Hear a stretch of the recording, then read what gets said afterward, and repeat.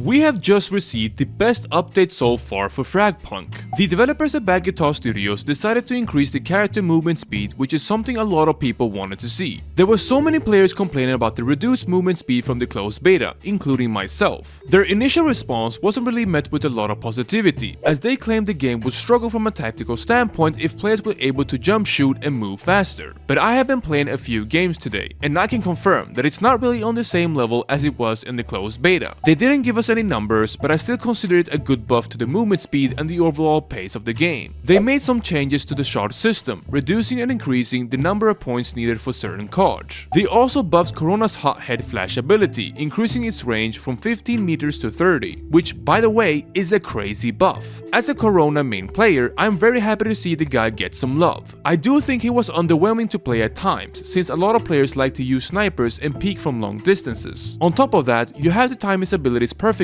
to blind anyone near him. With this update, it would be much easier to blind enemies even from a far distance. I do think it's a bit too much of a buff, but I suspect they will eventually reduce it again to 25 or 20 meters. They did something similar for Jaguar, increasing the range of his ability so he can detect enemies from further away. Jaguar was also very underwhelming to play. Not many people picked him in competitive games, so I can see why they decided to buff him. They have also optimized footstep audio, which was one of the major complaints players had. I wouldn't consider it a huge improvement, but it's definitely better than it was before. Another important change is reducing the number of incendiary grades from 2 to 1, which I believe was much needed. Right now, we have a case where utility pistols are being abused every single round, and they are sometimes even better than the abilities of lancers. I think that you get to use them way too often, which can cause a balance issue in competitive games, and reducing the number of grenades in my opinion is the best change moving forward. I hope that they can continue to do the same for the rest of the utility weapons too, so that picking a certain lancer actually matters. But anyways, let me know in the comment section below what you guys make of this update. If you like this video and want to see more similar content, then liking the video and subscribing to the channel would help me a lot.